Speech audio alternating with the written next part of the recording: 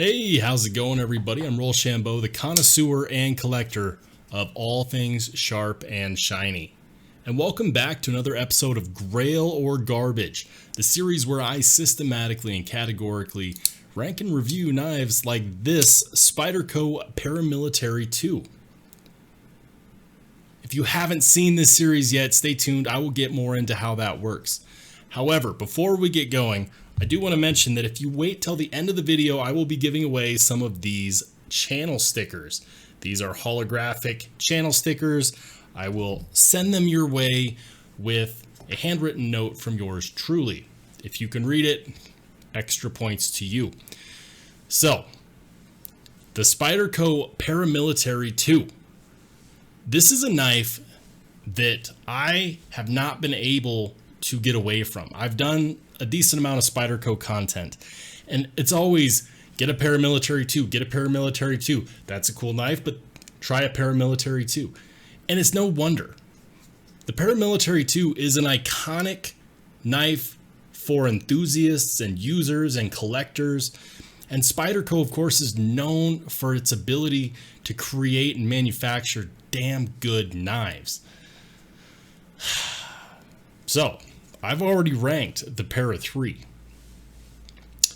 So now the question is the Spyderco Paramilitary 2 a grail? Or is it garbage?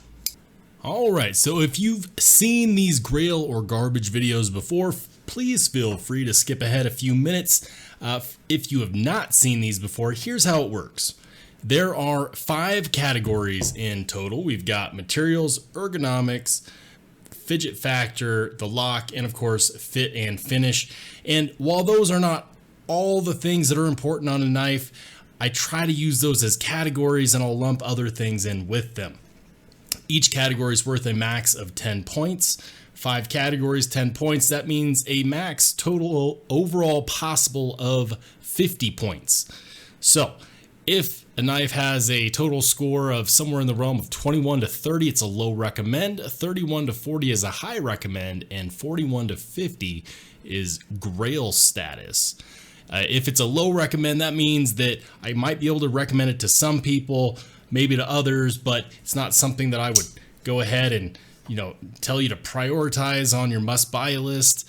If it's a high recommend, it's something that I can recommend to everybody, and maybe it's a really, really good knife, but it's not quite a grail. And then of course a grail is a grail. If it's a grail, you should buy it if you can, because it's an amazing knife and it's something that I think is definitely worthy of having a top spot in your collection. So now that we've gone over that, I do want to mention this is not something where I'm going to spend an awful lot of time talking about the specs like length, height, width, all that good stuff. If you want to see a video that has more of that in it, feel free to check out the link in the top of the screen. I almost said the link below. The link will be on the top of the screen. And guys, if you don't agree with me, that's a-okay. Remember, this is just my opinion and we all got them. If you disagree with me on how I rank a knife, just wait till the end of the year, because I will be doing a community poll, and for those who think that I unjustly ranked a knife, you'll have your chance to get that overturned. If people agree with you and the majority agrees, we will go ahead and make that correction. So, first category is materials. Now, in the materials category, I also include the price range, and the reason why is because materials are very, very, very depending upon how much it costs. If it's a $200, $300, $400 knife, I'm less impressed by more premium materials because I expect those materials at a higher price point. Don't believe me? Just check out my review of the Demco 8020.5.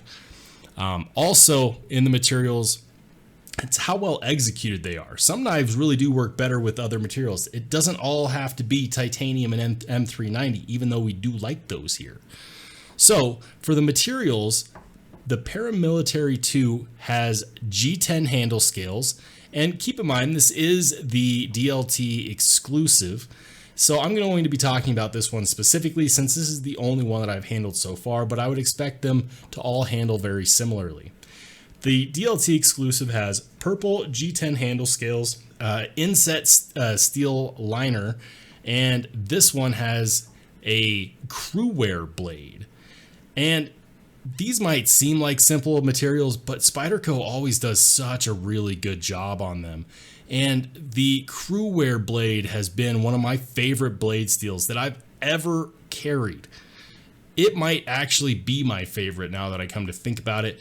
The crewware is extremely tough. It's not difficult to sharpen. And it's got a really decent amount of edge retention. I would actually argue that it has better edge retention than most M390 knives, purely because this specific one made by Spyderco has a HRC somewhere in the realm of 63 to 65. That's what Spyderco has been routinely heat treating their crewware on. And when you consider that, especially for the price point of starting at around 170 bucks, a little bit more if you go for an exclusive version like this, but in that price range, M390 is typically heat treated between 59 to 61. So when we're talking about the difference of 2, 3, 4 HRC, that's a hell of a lot of edge retention that we're talking about. So I would put this up against any other M390 knife in this price point. Find me an M390 knife with better edge retention than this Spyderco crewware, and I'd be willing to bet this outperforms it. Just my opinion. However, purple G10 handle scales, crewware, and I'm going to give this a 7 out of 10 for materials. Getting these kind of materials is not necessarily super special for a knife that costs, starting at 170 bucks, but they did such a great job with it. The fit and finish is a category that I'm going to get to at the end, but they did such a good job with these materials. They make sense. The G10 is grippy. The crewware is very well done and very well heat treated. So 7 out of 10 is what we're going to score this for materials. Next category is ergonomics. How does it feel in the hand? Is it comfortable? Is there good grip options? Can you choke up? Can you choke back? Does your thumb feel like it falls in a natural spot? Yes, all of that. Something that I do want to mention is that the ergonomics on here, I always wondered why the Para 3 and the Paramilitary 2, they just have the slab style handle scales. There's no extra chamfering or scalloping, and they don't necessarily need it. Now, one of the things that I love so much about the Para 3 is the ergonomics. However, unlike the Para 3, this one has a longer handle scale, which means that you can actually get a much more comfortable grip. There we go. Not choked up. When you choke up, it's still good, but it's not as good as the Para 3 in my opinion. Your hands, they kind of fall a little bit early on those handle scales. And at least for the stock scales, I'm not a huge fan of the choked up grip. It just doesn't feel necessarily perfect for me, but maybe I'm just being harsh because I love the Para 3 so much, and with those shorter scales, a choked up grip just feels good. The more natural grip on the Paramilitary 2 is actually not to be choked up. It is great to have that option if you decide to do that. You have this very generous finger choil cutout area right here with some extra jimping, and it works well. It works well. You can hold it in many different positions very comfortably. However, the length of the handle makes it not necessarily as good as the Para 3 in my opinion. And so for that reasons, the ergonomics gets a really good, but still not as good as the Para 3, 8 out of 10. Moving on to the third category, let's talk about the fidget factor. How much do you want to play with this knife? Is this knife something that you could really feel comfortable messing with in a variety of different ways? Is it going to eat up the hours as you sit at your desk at your day job, deciding how best to annoy HR by flicking your knife repeatedly? Yeah, it's actually really good as far as fidgeting is concerned. It will definitely keep you entertained. I will say this, the length of the handle scales come into play again. The Spidey flick, which is my favorite way to deploy a Spyderco knife, it works. It's not quite as snappy because the length of these handle scales actually get in the way of getting a good palm purchase for that middle finger flick. You have to have 3 points of contact. middle finger, thumb, and then your palm. And that leverage gives you everything you need to middle finger flick it out. You can, of course, do the Spidey drop, which is another favorite of mine. You can do the reverse flick. You know, so it's very versatile. I think that it's a very, very good fidget knife. It's something that will keep you entertained.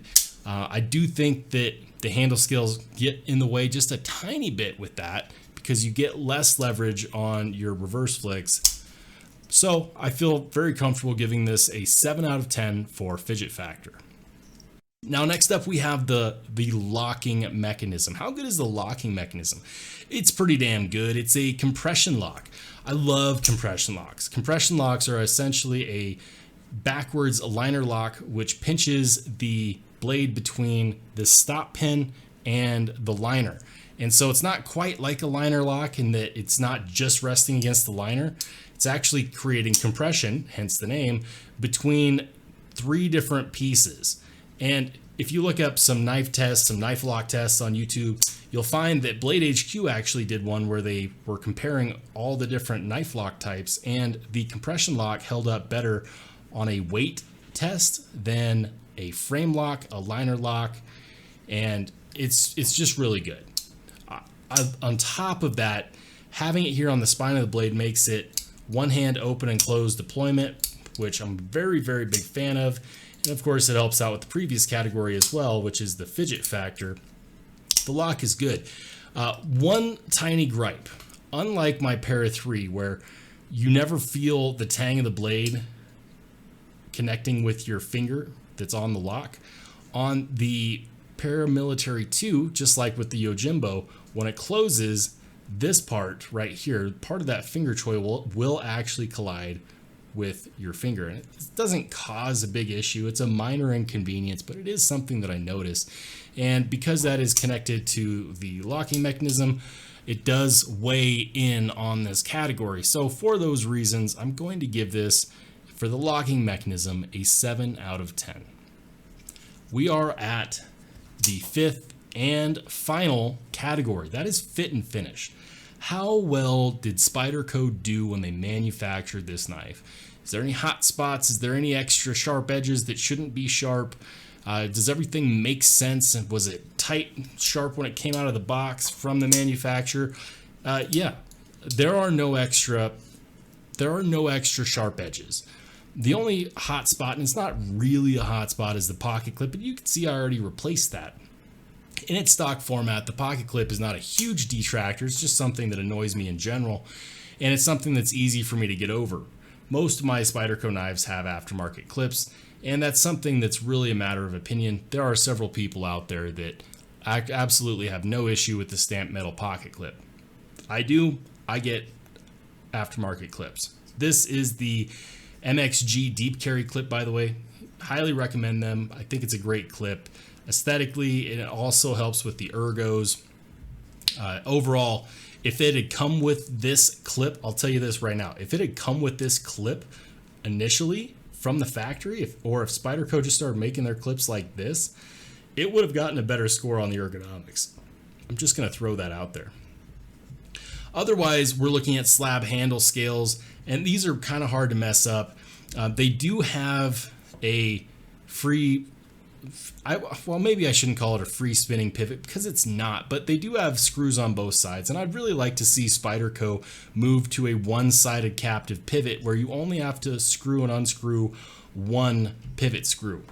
I think that it's about time. I would love to see this Spyderco logo migrate from the blade to the pivot. If you agree with me, pop it down in the comments section down below, guys, because I think that would be a big upgrade. Get rid of some billboarding. They can leave this extra stuff that's here on the tang and just move the logo, and I think that would be sufficient. But overall, it came very, very sharp. I destroyed so much cardboard with this knife since I got it in the last couple weeks. It stayed sharp. I've never actually had to sharpen it so far.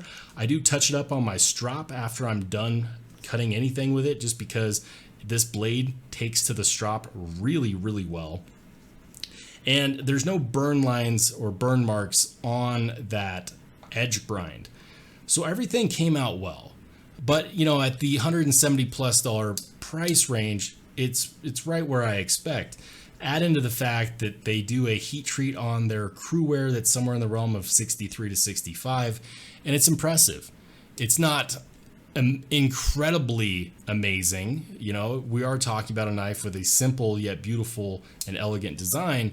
It is definitely good enough to get this knife to an 8 out of 10 for fit and finish.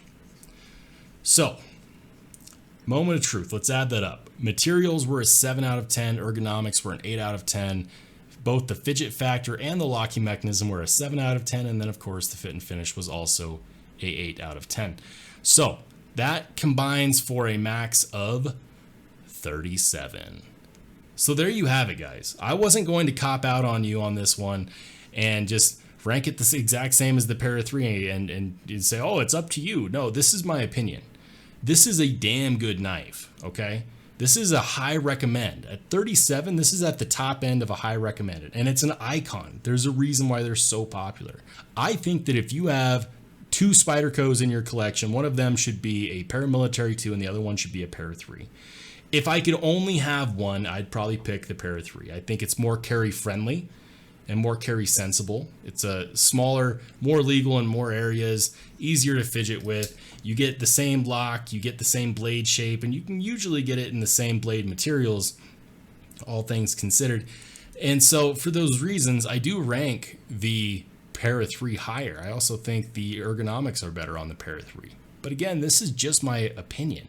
If you disagree with me, I want to know in the comments section below. Not just that you disagree, but why. Let me know. I'm curious. Did I fumble? Did I stumble? Did I make a mistake? Guys, I love this knife. I don't regret buying it at all, and I can recommend it to just about anybody, whether they already have one or not. If you already have one, get one with the crewware. If you already have one in crewware, hunt down one with Maximate. If you already have one with crewware and Maximate, keep your eyes out for another sprint run, because Spyderco does these on this knife all the time. So, with that being said, let's see who the winner of the stickers is. Let's check it out. All right, guys. So before we head out, we've got one more thing we've got to do today. We have to pick a winner for our channel stickers. That's right. I am going to be doing more and more of these, but yeah, if I pick a comment from you in the previous video or a previous video before that, reach out to me. Email is in the description below. All I need is your name and an address so that I can pop those in an envelope along with a handwritten letter from yours truly. Spoiler alert, my handwriting is bad. Extra points if you can read the actual note that I send. So you don't have to be a subscriber to the channel to win, although if you stuck around this long, maybe you should consider doing so. Without further ado, we need to pick a couple winners for this sticker giveaway. I'm going to pick 2. I got stickers. Nobody reached out to me from the last one, which Hungry Bird, if you are interested in some stickers, you did win the last one. Feel free to email me, brother. Other than that, let's go ahead and get going. I already loaded in the URL for the previous video, which was my video on the C. Risner exclusive penguin. This guy. It's never too late to check this guy out. Really, really cool knife. If you're interested in that, I will post a link above. Now, let's go ahead and see who the winners of the stickers are. And today's winner goes to Marcos Gamma. Marcos says, cheers, Austin, and the traditional pocket knives, TPK. Thanks for your review, my brother. Those stickers are straight fire. Dude, thank you. And what a good, like, I love the holographic. The only thing would be better is if they were made out of metal. Real sharp and shiny. I might consider that. See if I can get some metal, like, magnets or something. All right, now we also need to pick another one. So who's going to join Marcos in the winner's circle? It's going to be my man Paul Mills. Paul says, I really like the look of the Ohio Riverjack and its jig titanium. I'm not a slip joint guy, but I think I'm going to buy one of those. You know, I'm not a slip joint guy either, but I'd be lying if I said that I wasn't attracted to the jig titanium. And they have like a Warncliffe style version. My poor, sad wallet never catches a break. Guys, that's all I got for you today. Paul, Marcos, emails in the description. Guys, shoot me an email. I will get those sent out to you stat. You don't have to pay for shipping or stamps or nothing. I got you. And I'll send you a couple stickers. That's all I got for you today, everybody. Thanks for tuning in. I will catch you on the flip side.